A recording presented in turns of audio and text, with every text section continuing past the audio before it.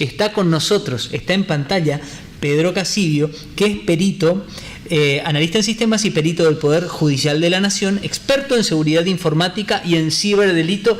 Pedro, gracias por recibirnos. Lo escuchamos, queremos escucharlo. Buenas noches. Buenas noches, ¿me escuchan bien? Estamos, le voy a pedir, sí, la verdad que lo escuchamos, no te escuchamos nada, Pedro, pero vamos a corregir un poco el volumen aquí del estudio. Vale. Ahí me parece que lo escuchamos mejor. ¿Cómo estamos? ¿Bien? Muy bien, muy bien. ¿Ahí me logran escuchar bien? Sí, hay un poquito mejor, gracias. Bueno, estamos nosotros desde Corrientes, por supuesto, súper intrigados con estas idas y vueltas que tienen que ver con estos audios que se filtraron, que se escucharon de la diputada nacional Estela Regidor, ¿no es cierto? Y este argumento firme, ¿no es cierto?, que se dice que estos audios fueron editados. ¿Cómo se puede saber que estos audios fueron editados? Bueno, primeramente yo estuve viendo los audios que se han publicado. Hay varios medios que lo han publicado. Algunos han publicado unos audios que de alguna manera se notan que están cortados, porque hay también otros medios que han puesto audios completos, o sea, con una secuencia completa, ¿sí? Básicamente, para saber si el audio fue editado o no, el perito informático va a tener que trabajar, se cargue de ese caso. Se va a tener que trabajar sobre la fuente y por medio de unos registros que tienen todos los archivos digitales, para no hablar específicamente de este tipo de archivos, porque obviamente esto va a tener una investigación en curso y para no explicar la metodología acá, para evitar problemas legales, voy a explicar que cualquier archivo que se realice de forma digital tiene como una firma, ¿sí? Tiene una cantidad de datos, generalmente muchos lo conocen por metadatos. Por ejemplo, una foto incluso puede tener metadata del dispositivo con el que se lo hizo, cuándo se adulteró el archivo, qué tipo de adulteración se realizó, qué modificación y cuándo fue modificado y con qué equipo, por ejemplo, se sacó la foto o con qué software se utilizó para modificarlo. O sea, todos los archivos digitales, sean de audio, sean de video, sea una imagen, contienen una determinada información que se denomina metadata. Además de esto, también estos archivos tienen otro tipo de registros, que es lo que se denomina un hash. Generalmente es como un número aleatorio que realiza las computadoras cuando el archivo se genera. De esta manera uno puede saber si, comparándolo con el archivo original, si estos fueron adulterados, modificados o en algún momento realmente se produjo una edición de ese tipo de material, ¿sí? Digital. Yo me imagino me imagino que la diputada en este caso sabe ciertamente el contenido real del archivo, ¿no es cierto? Y también ella tiene el nombre de la persona a quien se lo envió, digamos, porque se le escucha a ella hablando, ¿no? Sino que ella, al haberlo enviado, puede presentar como evidencia: yo envié este audio, y lo que se va a hacer es comparar básicamente con el archivo que se detiene. Y además, si ella dice, yo este es el mensaje que envié con este audio, ¿sí?, básicamente se va a controlar que realmente sea y que tenga que ver con el audio que actualmente se está circulando en las redes, ¿no es cierto? Si ella puede mostrar el archivo original en el cual dice que se extrajeron determinados pedazos para armar toda la conversación, básicamente sería muy fácil para el perito determinar si es así o no. Sí, Luis, ¿sabés lo que vamos a hacer para vamos a ponerle en contexto a la gente? Vamos a escuchar los audios de Estela Regidor. Dale, perfecto. Para ver qué decía y ver por ahí si podemos analizar en qué parte está cortado o no. ¿Problema? Entonces, ahora tiramos y bajamos todo igual. El que no está de acuerdo me dice, porque hoy es día 25, podemos rescindir perfectamente el contrato. Van a cobrar 40.000 pesos cada uno de ustedes. Más allá, yo sé, vos me dirás, ¿y mi familia? Yo también tengo familia. Yo también he dejado de ganar, he dejado de ahorrar. Yo sé que otros diputados, los cupos se les quedan. No hacen las donaciones que yo hago, no contratan en negro como yo contrato. Tengo gente a la que le doy ayuda económica en negro. Pero eso es me manejo. cobrar cada uno 40.000 pesos. El resto es reintegro. Vos tenés que tener sobre de cada uno. Vos contás cuando ellos te dan, vos haces el recuento, pones el nombre y cerrás. ¿Sí? Y yo te voy a decir cada mes un gasto a quién le vas a llevar, a quién vas a entregar. Vos te cargas de ellos, yo me cargo de lo que vos te cargas de lo mío es mío. En un papelito así, vos me decís, Damián Arroyo, en mano cuánto tenés que cobrar vos en mano tu recibo. Tu recibo en mano dice 80, bueno, entonces 40 te queda y 40 pones en la hora. Bueno, Pedro, ahí se escuchaban estos audios de los que estábamos hablando. Por ahí hay gente que está mirando el programa y todavía no los escuchó. Estos son los audios que generaron este escándalo. Y si vos me permitís, Pedro, nosotros queremos sumar a la conversación al doctor Marcelo Midón, que es abogado, es profesor universitario y que también nos puede dar todo el marco legal vinculado a estos audios. ¿Cómo estás, Marcelo? Gracias por recibirnos. Te invito a que tomes el micrófono. ¿Qué tal? Buenas noches. Bueno, muchas gracias por la invitación. Bueno, la pregunta es, vinculados a estos audios, al escándalo que se generó, ¿cómo se actúa? ¿La justicia actúa de oficio? ¿Hay una denuncia? ¿Cómo ocurre? ¿Cómo sigue? ¿Hay un proceso? Bueno, de comienzo, suponiendo que este hecho sea auténtico, esto podría claramente representar la comisión de un delito, o probablemente más de uno.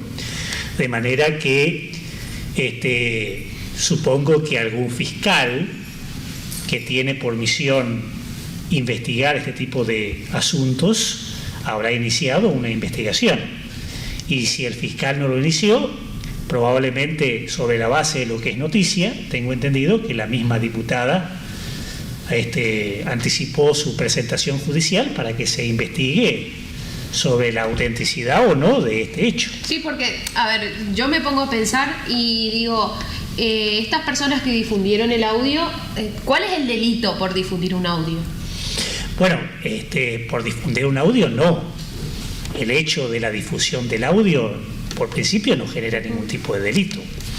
Aquí habría delito si se confirma que el audio es auténtico y que la diputada nacional se estaba quedando con dinero que coactivamente incluso con dineros que no le pertenecían, sino que tenían por destinatario a trabajadores que laburaban al auxilio o en la cooperación de ella. Sí.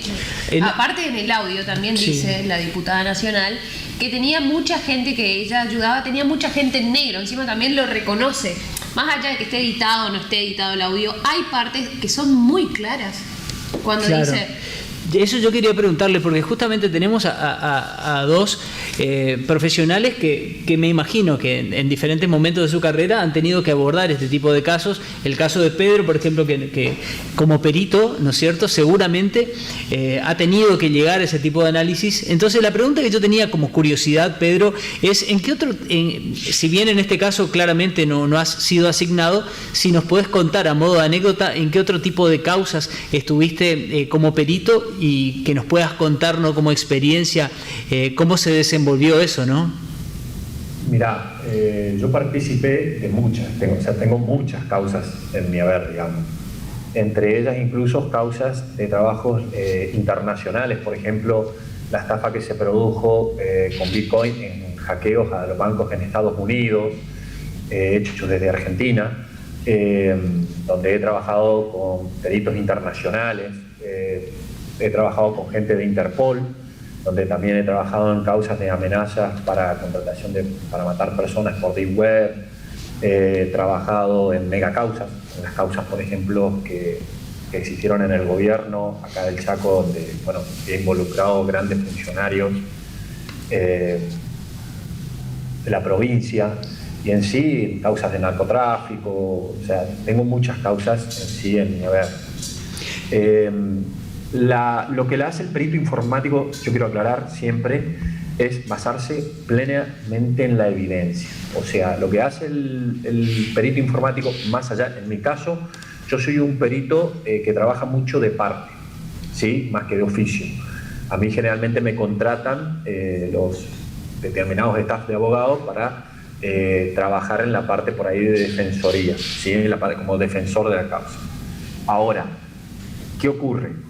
el perito no puede salirse de trabajar en la evidencia, ¿sí? ¿Qué es la evidencia? La evidencia es lo que a nosotros nos llega y lo que el juez o el fiscal nos pide que demostremos.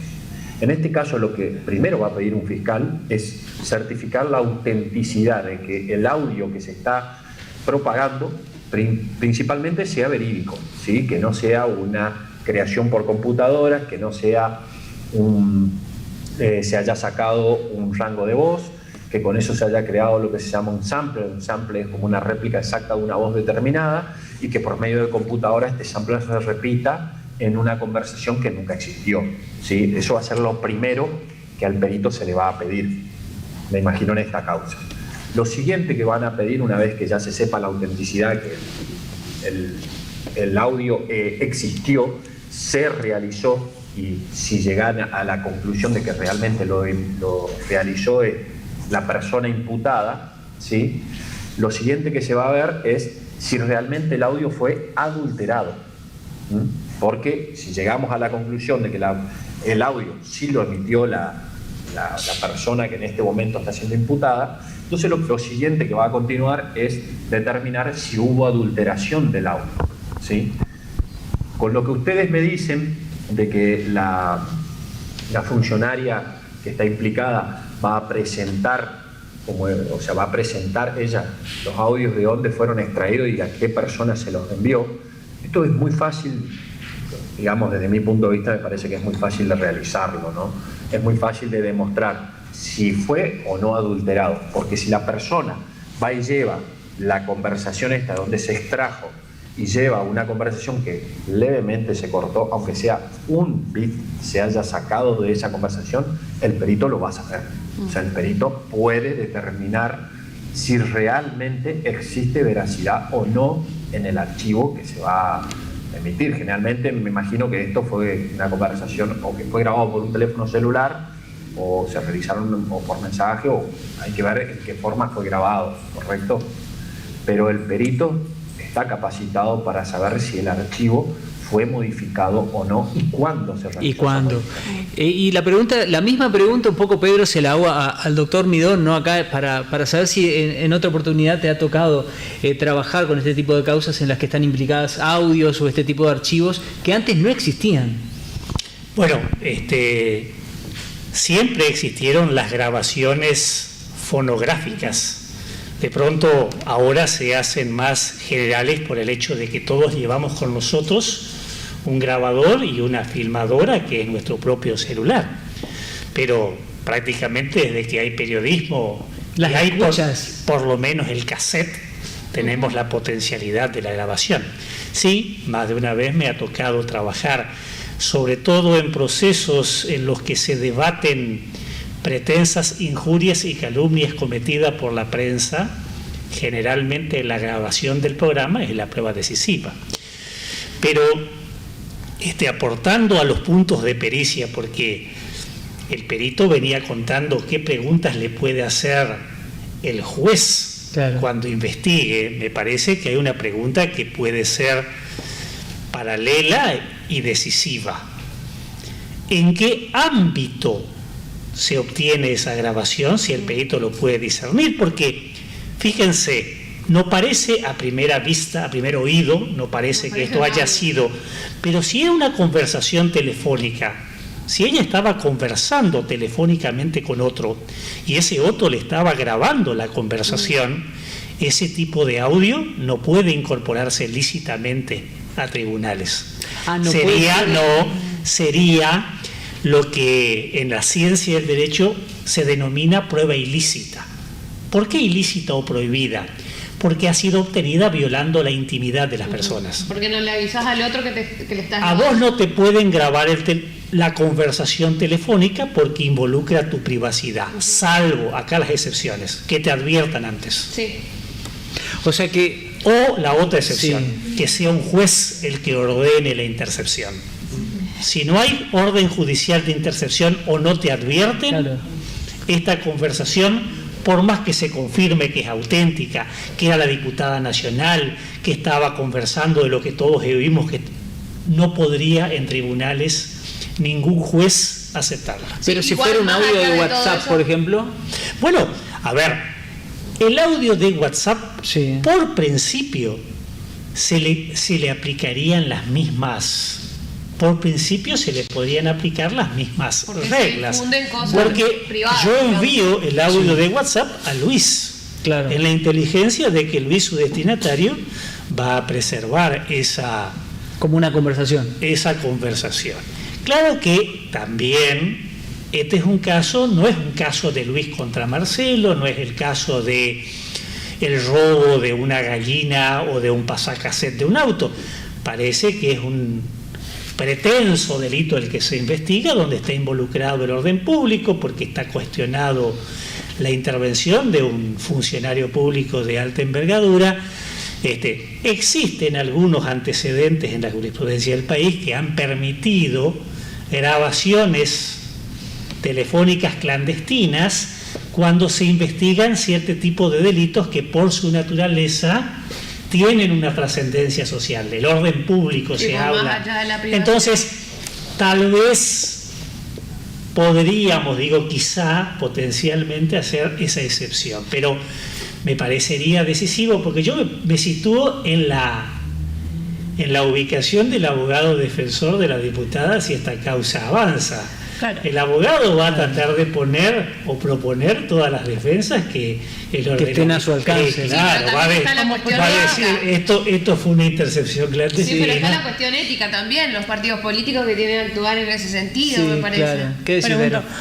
como prueba, doctor, usted dice que entonces en principio no serviría, pero puede Si servir. fuese suponiendo que se tratase de una conversación telefónica. Claro, y podría servir para el inicio de una investigación, aunque sea, o directamente, Bueno, chau. no, por principio no. Es decir, los jueces tienen por la Constitución, tener presente que la Constitución y los tratados internacionales son la ley fundamental de la nación. La Constitución y los tratados dicen que vos, yo y cualquier persona gozamos de derechos humanos, entre ellos la intimidad. Y por eso es que yo, para obtener prueba contra ti, tengo que respetar tus derechos elementales, entre ellos la intimidad. El problema no es hoy Estela Regidor. El problema es que si nosotros hacemos una excepción hoy con Estela, mañana la tenemos que hacer contigo. Y entonces el peligro es que cualquier persona te va a grabar todo el tiempo todas tus conversaciones telefónicas. O te van a filmar, hipotéticamente, cuando vos vayas a pasar un buen momento a un hotel con tu pareja. Y entonces la intimidad se va a tornar una utopía. Y no podríamos vivir libremente en un país republicano. Sí, una Para batalla. evitar esos abusos es que se crean reglas que tratan de generar un estímulo inverso. Si vos me grabás clandestinamente no vale, porque violás la Constitución y los tratados internacionales. Esa es la regla. Pero me parece que Sí. Silvio quería contestar algo. Pedro, estás ahí del otro lado y nos encantaría escucharte también y escuchar tu aporte. Yo, como repito, yo he participado de muchas causas periciales, ¿sí? En muchas causas, incluso internacionales. Yo quiero aclarar un par de puntitos. Hasta hace 3 años atrás, generalmente, cualquier evidencia que existía de tipo digital se la consideraba como suplementaria y generalmente eran para como anexo o para fortificar otro tipo de evidencia. Pero a partir del momento que una persona tiene un teléfono celular y el teléfono es propio, ¿sí? El juez puede pedir que ese celular sea incautado y al extraer esa conversación del celular pasa a ser una evidencia, ¿sí? O sea, el juez puede pedir, si fue, por ejemplo, si vamos a suponer que fueron grabaciones de WhatsApp, ¿sí? El juez o incluso la parte puede presentar el celular como evidencia y al ser un dispositivo propio y uno por presentarlo por motivos propios, puede ser utilizado como evidencia, incluso ya sea que lo haga la persona que grabó o la persona que fue grabada, ¿sí? Consulto, Pedro. Las causas, Antiguamente, esto por ejemplo, y quiero aclarar lo de los tiempos, Sí. porque en los últimos 2 años, incluso con la pandemia, todo lo que tiene que ver con delitos informáticos ha cambiado completamente en la parte legal, ¿sí? Lo que incluso hace 2 años atrás no se consideraba evidencia, hoy muchas cosas se consideran evidencia, ¿correcto? Sobre todo con esto de la pandemia. Y el hecho más típico lo hemos tenido, por ejemplo, ustedes se acuerdan los casos cuando las profesoras empezaron a dar clase por vía Zoom y ocurría algún hecho determinado, o incluso el caso del funcionario salteño que habiendo pasado una imagen por Zoom determinada que era impropia, Sí. la justicia tomaba parte y era considerado como evidencia Claro. lo que se estaba transmitiendo o lo que se veía, por más que sea en su intimidad o por más que haya ocurrido en un ambiente de confianza. Lo mismo ha ocurrido con videos de fiestas clandestinas, donde llaman al perito para verificar que los videos sean ciertos y por más que no le hayan preguntado a las personas si están de acuerdo en ser filmadas, era Se tomado suman a la como causa. evidencia la filmación. Yo Quiero también- aclarar que esto ocurre Sí. a partir de los últimos 3 años y se potenció enormemente en el 2020 con el tema de pandemia. Pedro, Yo he estado en casos de... se me viene como caso más emblemático de estos audios en estos últimos tiempos, y lo comparto con Marcelo también, los audios de los profesionales que atendían a Maradona. Ah, sí, totalmente. Correcto. ¿No es cierto? No solo eso, incluso te digo que hay muchos casos que hoy se toma como evidencia algo que fue grabado digitalmente. Acá en los gobiernos, de hecho acá en las megacausas que yo he participado, hubo audios que fueron grabados, personas anónimas que han grabado donde personas hablaban de manejo de dinero y se fue tomado como evidencia. Fue tomado como evidencia y fue tomado como evidencia tangible. Se establecieron puntos de pericia y a través de los puntos de pericia, una vez que se comprobó que las grabaciones eran originales, fueron tomados como evidencia. Pedro, te agradecemos mucho esta comunicación. Me imagino, dada la trascendencia, y me imagino también, como vos decís, dada la actualidad que ha tomado este modo, digamos, de imputar, o este modo de sacar a la luz, me imagino que vamos a tener que consultarlo más seguido a Pedro Sí, también. no, pero vos sabés que antes de cerrar quería saber si existe alguna aplicación de mensajería instantánea. Graciela. De todas, ¿cuál es la más segura? No, en serio, para saber. El tipo de mensajería más seguro que existe hoy en día es Telegram. En el caso, y quiero que esto sea extremadamente aclarado, en el caso que esté muy bien configurado. Telegram es una aplicación que permite hoy configurar a un nivel con una criptografía casi inviolable, ¿sí? Digo casi porque nunca sabemos si mañana es violable, ¿sí? Hasta el día de hoy no lo es, ¿sí? Y incluso tiene unos sistemas en los cuales todos los mensajes que son enviados pueden ser borrados incluso a nivel de servidor por la persona dejando en una memoria temporal. ¿Qué quiere decir esto? Que si un fiscal o un juez mandan a pedir a Telegram que le lleguen todos los mensajes que fueron enviados, ellos posiblemente no los tengan. Bueno. No ocurre eso con WhatsApp, ¿sí? Con WhatsApp un fiscal puede llegar a pedir incluso cosas que fueron a veces borradas. Van a tener en cuenta. Sí, pero- Así como también el lugar donde esa persona estuvo moviéndose durante un determinado tiempo por medio de Google Track, que hoy lo tienen todas las aplicaciones de Windows, todas las aplicaciones de WhatsApp y la mayoría de los Android o los teléfonos con cualquier versión del sistema operativo, simplemente con que haya un correo de Google logueado. Bueno, Pedro, muchas gracias por esta comunicación. Te mandamos un abrazo. Nos vamos a empezar a descargar Telegram. Sí, no, yo tengo. Y Romero me acaba de mandar un Telegram. Marcelo, sí, yo preguntaba, ¿para qué querés vos, Graciela? ¿Para qué querés vos Telegram? Pregunta de tramposa, me dice. No sé ¿Para por qué. qué querés No, es por Telegram? la seguridad. ¿Eh? Es por la ¿Seguridad qué? Y la seguridad, mirá lo que le pasó a la pobre Estela. Pero ¿y qué? Bueno, ya está. Yo quiero preguntarte, Marcelo, y agradecerte primero estos minutos que estés acá. Nos gustaría volver a invitarte a lo largo del año, pero mi pregunta es, ¿cómo sigue esto? Bueno, suponiendo que la causa como trascendió ya se haya iniciado, me refiero que ya esté en fase investigativa. ¿Se sabe?